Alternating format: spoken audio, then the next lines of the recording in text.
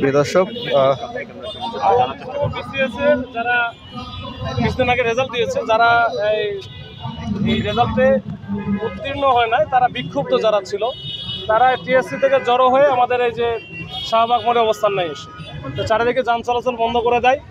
তো আমরা তাদেরকে প্রথম থেকে রিকোয়েস্ট করি, যেখান থেকে যেহেতু মানুষের সাফারেন্স দুর্ভোগ হচ্ছে, তো মানুষজন যেন নির্বিঘ্নে চলাচল করতে পারে, এটা যেন ছেড়ে দেয়।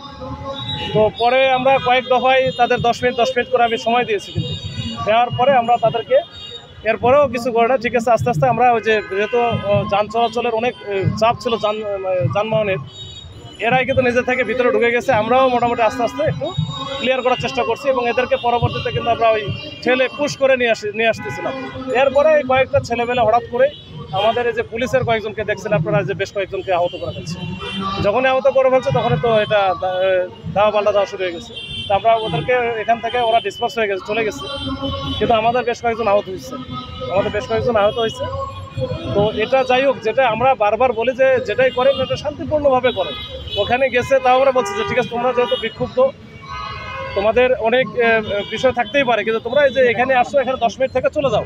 পরে 20 মিনিট 30 মিনিট সময় দেওয়া হয়েছে, তারপরে কিন্তু তারা ওইখানে থেকে আর আসবে না। পরবর্তীতে একটা সময় এই যে আমাদের পোস্ট করা লাগছে, পোস্ট করার পরে তারপরে চলে আসছে। তো আমার মনে হয় এই বিষয়গুলো নেওয়া হচ্ছে একেবারে এই যে জাদুঘরের সামনে যে জায়গাটা, যেখানে অন্য কিছু এফেক্ট হবে না, এসব জায়গায় এসে যদি তাদের বক্তব্যটা দিত, তাহলে কিন্তু সবার জন্য ভালো হতো। এটা মিডিয়ার মাধ্যমে সংশ্লিষ্ট কর্তৃপক্ষ তারাও জানতো, তারা কিন্তু ব্যবস্থা নিতে পারতো এবং আমরাও তাদের সহযোগিতা করার সবসময় চেষ্টা করি। তো এরপরেও এই যে এই ঘটনা ঘটছে, আমাদের কয়েকজনকে আহত করছে। তো দেখা যাক আমরা এর পরবর্তীতে কী হয়, আমরা এটা পরবর্তীতে আমরা আইনগত ব্যবস্থা নেব কিনা, আমাদের সিনিয়রদের সাথে কথা বলে ব্যবস্থা নেব।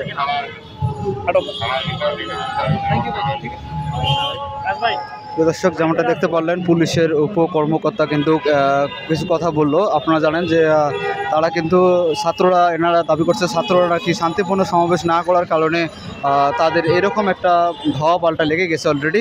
আপনারা যেমনটা শুনতে বলেন, আমাদের চ্যানেলের সাথে থাকুন এবং নতুন হলে সাবস্ক্রাইব করুন। আমরা পরবর্তী আপডেট জানিয়ে দেবো ইনশাল্লাহ। আমরা আছি বর্তমান শাহবাগ থানার নিচেই, এখানে দাঁড়িয়ে আছি। যেমনটা দেখতে পাচ্ছি, কিছু পুলিশ কিন্তু আহত হয়েছে অলরেডি। আমরা এই পুলিশগুলো আহত হয়েছে, আমরা তাদেরকে দেখানোর চেষ্টা করব এবং পরবর্তীতে আপনারা পাশে থাকবেন এবং সাবস্ক্রাইব করবেন। আমরা পরবর্তীতে আমরা দেখানোর চেষ্টা করব এবং আমরা আরেকটু জানার চেষ্টা করব। আমরা সামনে যাচ্ছি যেহেতু, আমরা আরেকটু জানার চেষ্টা করব। ধন্যবাদ সবাইকে, দেখতে থাকুন আজকের ভিডিও। ধন্যবাদ সবাইকে।